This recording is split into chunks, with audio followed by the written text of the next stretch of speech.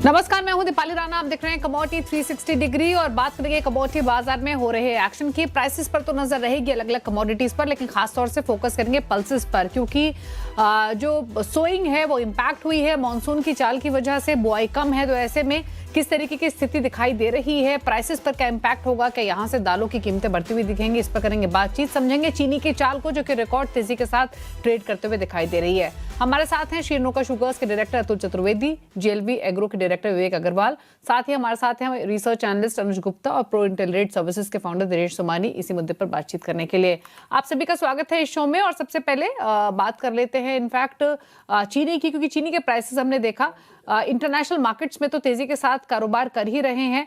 India में भी अब सप्लाई कंसर्न्स की बातचीत हो रही है।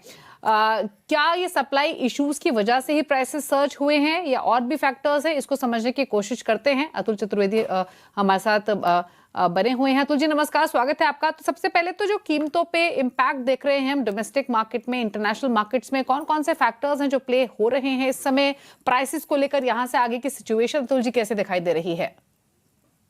देखिए, इंटरनेशनली तो मार्केट्स बहुत ज़्यादा मजबूत नहीं है, वो एक्चुअली वीक हैं। और उसका मेजर कारण ये है कि ये जो गल्फ में वॉर चल रही है, तो उसके चलते रॉ शुगर के एक्सपोर्ट्स नहीं हो पा रहे हैं ब्राज़ील से। और जो वाइट शुगर है वो डेस्टिनेशन पे या कंजम्पशन कंट्रीज में नहीं जा पा रही है। तो इंटरनेशनली बाजार जो हैं वो थोड़े दबे हुए हैं। इंडियन मार्केट्स जो हैं उल्टा थोड़े तेज हैं। उसका मेजर कारण ये है कि एक तो हम लोगों की क्रॉप जो थी ओरिजिनली जो एस्टिमेट की गई थी उससे थोड़ी कम निकली, और अल्टीमेटली उसके बेसिस पे कि क्रॉप बहुत बड़ी है, गवर्नमेंट ने एक्सपोर्ट परमिट किया। और बाय जनवरी मालूम पड़ा कि क्रॉप उतनी ज़्यादा नहीं है जितनी एस्टिमेट कर रहे थे, तो गवर्नमेंट को सडनली फिर उसको ब्रेक लगाना पड़ा एक्सपोर्ट का। तो अगर हम लोग इस साल का प्रोडक्शन देखें वो 28 मिलियन टन के आसपास, प्लस अबाउट 2.8 या 2.9 million tonne diverted to ethanol, और 28 मिलियन टन के आसपास ही अपना कंजम्पशन भी गिना जाता है इस समय। तो जो सप्लाई डिमांड है इवनली मैच्ड है। और आने वाले जो एल नीनो का इफेक्ट है वो कितना मार्केट्स में रहेगा, कितना क्रेन के क्रॉप पे रहेगा, ये सारी चीजें जो हैं वो थोड़ी तेजी सूचक दिखाई देती हैं जो लोग ट्रेड करते हैं, तो वो रिफ्लेक्ट कर रही है आज बाजारों में। ओके अच्छा, फिर अतुल जी एक चीज बताइए, जो भी फैक्टर्स आपने बताया वो डेफिनेटली हम डोमेस्टिक प्राइसेस में इम्प्लाई होते हुए देख रहे हैं। कितनी पॉसिबिलिटी दिख रही है कि फेस्टिव सीजन तक प्राइसेस और सर्ज हो, रिकॉर्ड लेवल्स पर पहुंचे? और जो ज्यादातर एक्सपर्ट्स अब ये मान के चल रहे हैं कि इस तरीके की सिचुएशन भी हो सकती है कि जो एक्स मिल प्राइसेस हैं वो 50 रुपए प्रति किलो के पार जाते हुए भी दिखाई दें अगर वीक मानसून बना रहा और स्टॉक टाइटर साइड पर रहा। कितनी पॉसिबिलिटी इस तरीके की सिचुएशन इमर्ज होने की दिखाई दे रही है? मैं एक चीज क्लैरिफाई कर दूं कि स्टॉक की पोजीशन में कोई प्रॉब्लम नहीं है, स्टॉक अवेलेबिलिटी एडिक्वेट है। और एनसीसीएफ ने और इस्मा ने दोनों ने भी जो हम लोगों के एसोसिएशंस हैं उनने गवर्नमेंट को क्लैरिफाई किया है कि स्टॉक की अवेलेबिलिटी में कोई कमी नहीं है, और वो दिखाई भी नहीं देती है कि कोई कमी है। बट ये जरूर है कि ये क्रॉप जो है करंट वाली वो किस तरह से शेप अप करती है, और ओवरऑल जो मूड है वो थोड़ा बुलिश है। तो अगर इस लेवल से थोड़े बहुत बाजार उठ भी जाएंगे तो कोई बहुत ज्यादा ताज्जुब नहीं होगा। पर इसके साथ में एक चीज जरूर और कहना चाहूंगा कि हम लोगों के ऑनरेबल प्राइम मिनिस्टर साहब का कहना है कि शुगर का, एडिबल ऑयल का और सॉल्ट का कंजम्पशन हिंदुस्तान को कम करना चाहिए, क्योंकि हिंदुस्तान शुगर के कंटेक्स्ट में क्या नाम diabetes capital of the world होता जा रहा है। तो अगर थोड़ी शाम कम शक्कर खाई जाएगी और शक्कर के दाम थोड़े ऊंचे रहेंगे जिसके कारण थोड़ी कम भी हो सकती है, तो मैं समझता हूँ कोई जिसमें तकलीफ की बात नहीं है। और जहां तक 4-5 रुपए की तेजी आई या कुछ है, तो I don't think it is too big issue. Okay अच्छा, अगले सीजन के लिए ओवरऑल स्थिति कितनी कंफर्टेबल दिखाई दे रही है अतुल जी? और क्योंकि हालांकि जैसे आपने कहा कि थोड़ी बहुत कीमतें बढ़ेंगी भी तो कोई टेंशन नहीं है, चीनी का तो इस्तेमाल वैसे भी खान पान में कम करे तो बेहतर ही है, डेफिनेटली वो पर्सपेक्टिव एक तरफ है। लेकिन अगर मॉनसून इंप्रूव नहीं होता है तो कितना लाइकली पॉसिबिलिटी है कि शुगर केन प्रोडक्शन अफेक्ट हो सकता है? मॉनसून देखिए इस बार जरा पैची रहा है, हफ्ता 10 दिन गिर गया फिर गायब हो गया। और जैसे महाराष्ट्र के अंदर मराठवाड़ा वाला इलाका है या उधर जरा मानसून की थोड़ी तकलीफ ज्यादा है। और कर्नाटका में भी it is not all that great. तो ओवरऑल महाराष्ट्र कर्नाटका में सिचुएशन कोई बहुत अच्छी नहीं है अभी तक। आने वाले दिनों में अपने को अगस्त और सितंबर देखना पड़ेगा, क्योंकि रियल डेवलपिंग पीरियड जो होता है गन्ने का वो अगस्त सितंबर होता है। अगर उसमें पानी ठीक ठाक गिर गया तो मैं नहीं समझता कि अपने को क्रॉप में कोई ज्यादा डर की बात है। यूपी में वैसे भी कोई ज्यादा तकलीफ सुनाई नहीं पड़ रही है। ओवरऑल मैं समझता हूँ लास्ट ईयर का क्रॉप नंबर में से हो जाए या उससे ज्यादा हो जाए, उसमें कोई खास डर की बात नहीं है आज की तारीख में। ओके। अच्छा अतुल जी, कुछ इंडस्ट्री ऑफिशियल्स का कहना ये भी था, कुछ इस तरीके के रिपोर्ट्स इनफैक्ट आज ही मैं पढ़ रही थी कि जो ट्रेडर्स हैं, मतलब स्पेक्युलेटिव होर्डिंग की भी बात हो रही है, कोटा मिसमैनेजमेंट की बात हो रही है, और इंडस्ट्री ऑफिशियल्स इस पर्सपेक्टिव से मीटिंग भी कर रहे हैं। जो ये प्राइसेस हमने एक्स मिल प्राइस हाइक जो बढ़ते हुए देखा है, किस तरीके की पॉसिबिलिटी फिलहाल दिखाई दे रही है, और क्या ऐसा हो सकता है कि कुछ एक्शन सरकार की तरफ से लिया जाए अगर इस तरीके के होर्डिंग या फिर डोमेस्टिक प्राइसेस को स्टेबलाइज करने के लिए? नहीं, देखिए डेफिनेटली ये जो शुगर सेक्टर है ये वेरी हेवीली रेगुलेटेड सेक्टर है। तो अगर गवर्नमेंट का कोई एक्शन होता है स्टोरेज कंट्रोल या इन सब के मुतल्लक, तो कोई बहुत ज्यादा ताज्जुब नहीं होगा। पर इसके साथ मैं ये जरूर कहना चाहूंगा कि ये मैं नहीं समझता कि कोई बहुत ज्यादा स्टॉकिंग हो रही है या क्योंकि इस लेवल पे जहां तक का ट्रेड का सवाल है, ट्रेड भी समझता है कि अगर दाम ज्यादा बढ़ गए तो गवर्नमेंट एक्शन होगा। तो मैं नहीं समझता कि कोई बहुत ज्यादा स्टॉक ओके। रख रहा है। तो ये सब बातें अभी तो थोड़ी अर्ली लग रही हैं, और ऐसा अभी इमीडिएट तो नहीं दिखाई दे रहा। अभी गवर्नमेंट का फियर क्या रहता है, कंट्रोल क्या प्राइस, गवर्नमेंट किस प्राइस पे कंफर्टेबल है, ये भी चीज इस तरह समझने वाली है। But definitely storage control order आ सकता है, इसमें तो दो राय नहीं है। Okay okay. दिनेश जी, आपकी राय क्या है शुगर प्राइसेस को लेकर? ऑलरेडी प्राइसेस हमने एक्स मिल पर क्विंटल पर केजी बढ़ते हुए देखे हैं। रिटेल में भाव आप कितना और इंक्रीज होते हुए देख रहे हैं, कंसीडरिंग जिस तरीके के फंडामेंटल्स फिलहाल दिख रहे हैं, या फिर जो भी बातें अतुल जी ने भी समझाई? हंड्रेड आ चुकी है, करीबन 15% की तेजी ऑलरेडी आ चुकी है। मुझे लगता है कुछ समय के लिए यहाँ पर रुकावट होगी, यहाँ पर थोड़ा सा एक पॉज होगा, और गवर्नमेंट के एक्शन के चलते मुझे लगता है थोड़ा बहुत यहाँ पर 1-2% की मंदी भी आ सकती है। ऑलरेडी प्राइसेस बहुत ज्यादा बढ़ चुकी है, इन लेवल से बहुत ज्यादा ऊंचाई जाए, क्योंकि इंटरनेशनल मार्केट अभी भी 14.80 या $15 के आसपास ही ट्रेड कर रहा है। ऐसी कोई बहुत बड़ी बात नहीं है कि जो प्राइसेस को और ज्यादा एस्केलेट करे। मुझे लगता है प्राइसेस यहाँ पर स्टेबलाइज हो जानी चाहिए। ओके। शुक्रिया अतुल जी इस पर बातचीत करने के लिए और समझाने के लिए क्या सिचुएशन है या प्राइसेस पर क्या इंपैक्ट दिख सकता है, इंडस्ट्री के फिलहाल हालात कैसे हैं। अब आगे बढ़ते हुए बात करते हैं पल्सेस की। और हमने देखा भी था कि खरीफ सोइंग इंपैक्ट हुई मॉनसून की खराब चाल की वजह से, ऑल्दो हमने रिकवरी भी सोइंग में आते हुए देखी। 6% का डेफिसिट अभी भी है पिछले साल के मुकाबले कंपेयर करें। जो प्लांटेशन हुई है वो अराउंड 66 मिलियन हेक्टेयर के आसपास हुई है, और पिछले साल 81-82 तक का ये आंकड़ा था। ये स्पेसिफिकली अगर हम बात करें पल्सेस की, तो हालांकि pulses, coarse cereals, oil seeds, cotton, ये वो ऐसे क्रॉप्स रही हैं जो अफेक्ट हुई हैं। लेकिन पल्सेस की अगर स्पेसिफिकली बात करें तो किस तरीके के हालात हैं वो समझते हैं। जेएलवी एग्रो के डायरेक्टर विवेक अग्रवाल हमारे साथ बने। विवेक जी नमस्कार, स्वागत है आपका।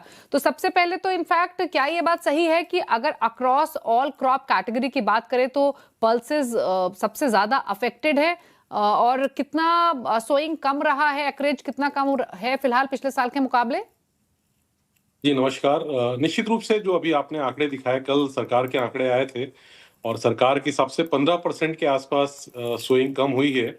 और ये जो चिंता का विषय है वाली जी, कि नेक्स्ट महीने से बहुत सारे जो वर्ल्ड के एजेंसीज हैं वो प्रिडिक्ट कर रही हैं कि एल नीनो का इम्पैक्ट आएगा। तो अगर आने वाले टाइम पे रेन और कम हुई, बारिश और कम हुई, तो ये डायरेक्टली जो इम्पैक्ट करेगा पल्सेस पे और उसकी प्राइसेस पे बड़ा इम्पैक्ट कर सकता है। इसका इम्पैक्ट जो अल नीनो का इम्पैक्ट या गर्मी के ज्यादा होने का इम्पैक्ट हमने ब्राजील में भी देखा, और ब्राजील में भी इस बार जो ब्लैक मापे जिसे हम उड़द कहते हैं उसकी सोइंग, उसकी क्रॉप वहां पे गर्मी के कारण खराब हुई। बहुत बड़ी मात्रा पे नहीं, लेकिन काफी हद तक उस पे असर पड़ा। जो पहले बहुत बड़ी क्रॉप आने वाली थी, अब वो उतनी नहीं आ रही है। और इंडिया में भी उसका इम्पैक्ट मुझे लगता है आने वाले टाइम पे पता चलेगा। ऑलरेडी पल्सेस के प्राइसेस जो निचले स्तर पे थे पिछले महीने, वहां से बढ़ना स्टार्ट हो चुके हैं।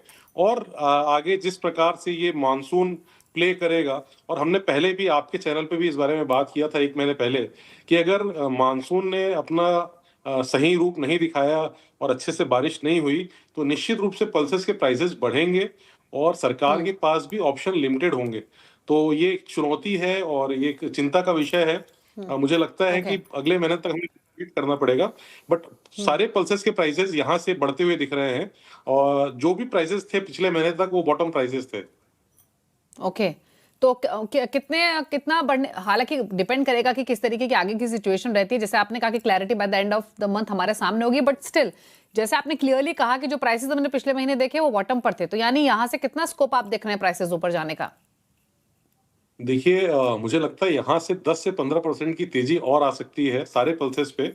स्लोली आएगी, क्योंकि पिछले तुअर में जो हम मेन इंपोर्ट करते हैं म्यांमार से और अफ्रीका से, और मेरी आज ही कहीं एक्सपोर्टर से बात हो रही थी, तो अभी बहुत अर्ली है ये बोलना, लेकिन वो ये भी बोल रहे हैं कि अफ्रीका में भी इस बार क्रॉप उतनी अच्छी नहीं आएगी जितनी अच्छी की उम्मीद है। तो ये क्या है, पूरा मार्केट एक सेंटीमेंट का गेम है, और ये सेंटीमेंट पूरे तरीके से शिफ्ट होते जा रहे हैं।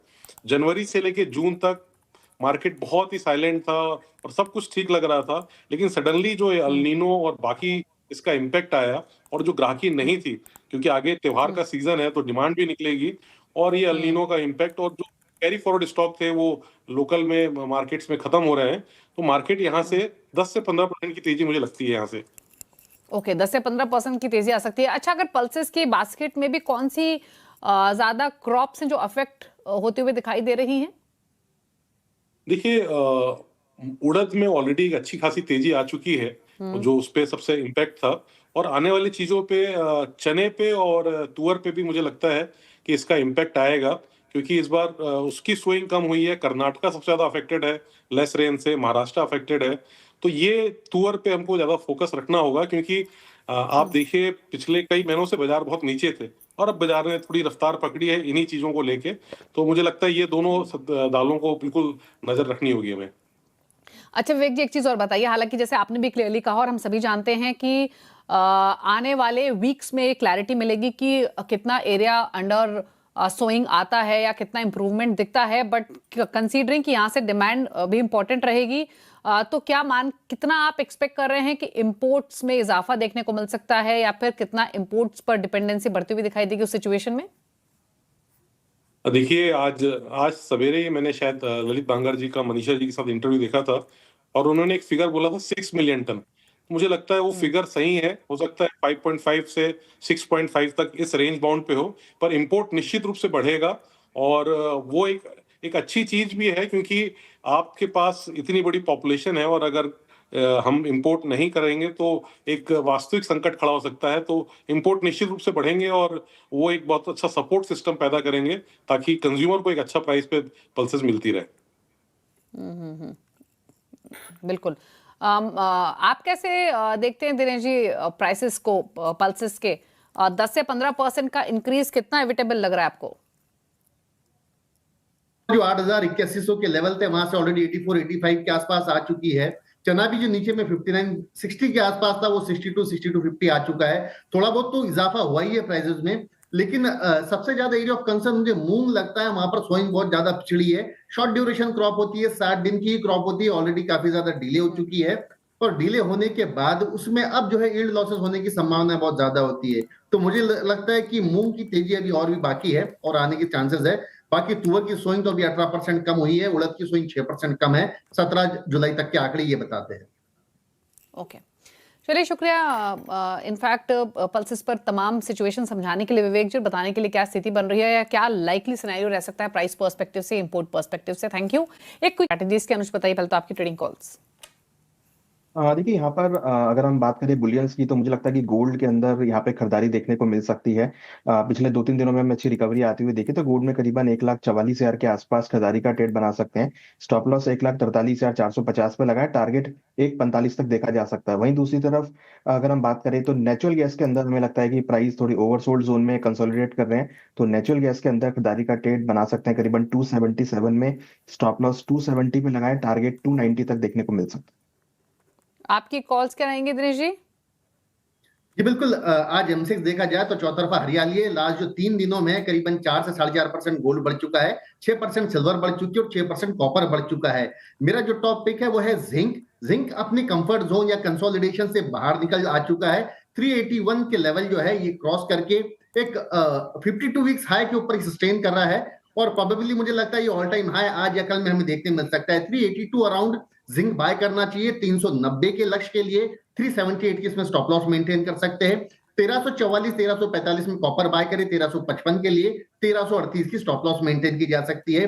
गोल्ड भी मुझे लगता है 1,44,450 के आसपास बाय करना चाहिए। 1,44,000 का स्टॉप लॉस मेंटेन कर 1,45,350 के टारगेट देखे जा सकते हैं। ओके, तो आपके लिए ट्रेडिंग स्ट्रैटेजीज हैं। अच्छा अनुज, क्रूड पर आपकी राय क्या है? वापस से जो ये एक्शन देखने को मिला है, वापस से फोकस बढ़ा है कि क्या यहाँ से भाव वापस 120 या उसके बियॉन्ड जाने की पॉसिबिलिटी है? आप क्या सजेशन अपने क्लाइंट्स को दे रहे हैं? देखिए अभी अगर आप देखेंगे तो ब्रेंट और WTI दोनों ही बढ़ते हुए नजर आए हैं। ऑलमोस्ट ब्रेंट 94, WTI 90 के ऊपर ट्रेड करता हुआ दिखाई दिया है। तो कहीं ना कहीं जो जियोपॉलिटिकल कंसर्न्स हैं, स्टेट ऑफ हॉर्मुज के जो कंसर्न्स हैं, वो यहाँ पर अब रेप्लिकेट होते हुए दिख रहे हैं। हमें लगता है कि अभी जो सेंटीमेंट है क्रूड में पॉजिटिव है, बट यहाँ पर मैं करंट रेट पे तो नहीं, बाय ऑन डिप्स पे रिकमेंड जरूर करूंगा। 8,200 के आसपास डिप मिले तो खरीदारी का ट्रेड लेना चाहिए। 8,000 का स्टॉप लॉस लगाएं, टारगेट 8,600 तक हो सकता है। मीन्स लग रहा है कि वापस प्राइस WTI ऑलमोस्ट 98 और ब्रेंट 94 तक के लेवल देखने को मिल सकते हैं।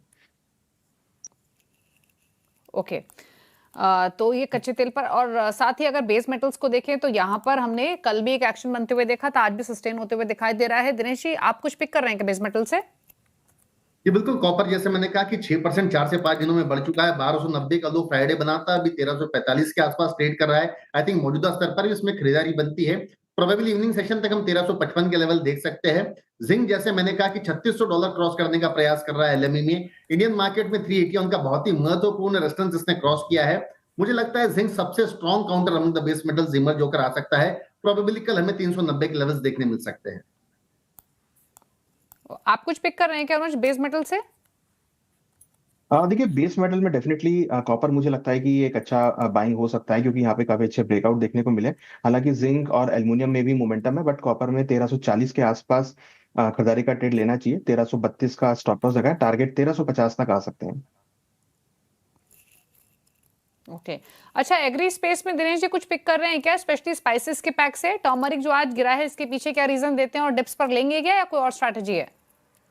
जी बिल्कुल, हल्दी में जो स्पॉट और फ्यूचर में डिफरेंस है निरंतर बढ़ता जा रहा है। फ्यूचर जो ये बढ़ता जा रहा है उसका अकॉर्डिंगली स्पॉट इतना ज्यादा तेज नहीं हुआ है और ये एक कारण रहा कि यहाँ पर जो है मैं प्रेशर देखने मिला था मॉर्निंग सेशन में, लेकिन अभी मात्र 1.5% ही माइनस रहा है, रिकवर होकर आ गया है। हल्दी में ट्रेड इस लेवल पर प्रोबेबली अवॉइड करना चाहूंगा, लेकिन मुझे लगता है कि धनिया 16,000 के आसपास का कोई भी लेवल एक अच्छा अवसर रहेगा खरीदारी करने के लिए। 15,700 के आप स्टॉप लॉस मेंटेन करें, 16,800 के अपसाइड टारगेट आपको देखने मिल सकते हैं। लेकिन एग्री स्पेस अगर मैं देखूं तो सबसे स्ट्रॉन्ग काउंटर अभी मुझे कॉटन सीड ऑयल केक नजर आता है। ये 3930 के आसपास बाइंग बनती है। ऊपर में मुझे लगता है प्रोबेबली कल हमें 4020 के लेवल देखने मिल सकते हैं। साथ ही साथ कैस्टर भी मुझे लगता है करंट लेवल पर बाय किया जा सकता है। ओके, अनुज आपका व्यू क्या है एग्री पैक में, स्पेशली ग्वार पैक पर? देखिए ग्वार में आज हमने लोअर लेवल से एक बाउंस बैक आते हुए देखा है। 3-4 दिन की गिरावट के बाद थोड़ा सस्टेन हुआ है। डेफिनेटली 6,000 को अच्छा सपोर्ट इसने लिया है। मुझे लगता है कि यहाँ पर एक रिकवरी आ सकती है। तो ग्वार में मुझे लगता है कि 6,050 के आसपास खरीदारी का ट्रेड लेना चाहिए। 6,000 पे स्टॉप लॉस लगाएं। 6150 6200 तक के टारगेट आपको देखने को मिल सकते हैं।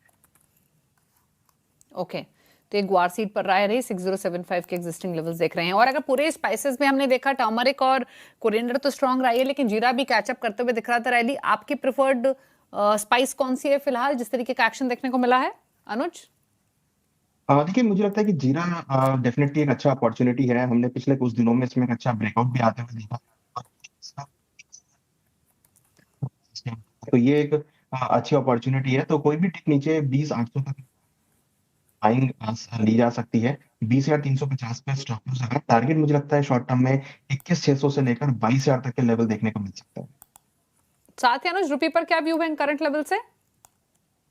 देखिए रुपी यहाँ पर अगर आप देखेंगे तो हमने पिछले कुछ दिनों में डेप्रिशिएट होते हुए देखा था, 96 56 के आसपास चल रहा है और आज भी डेप्रिशिएशन में लग रहा है कि रुपी में जो डेप्रिशिएशन है वो यहाँ पर आ सकता है।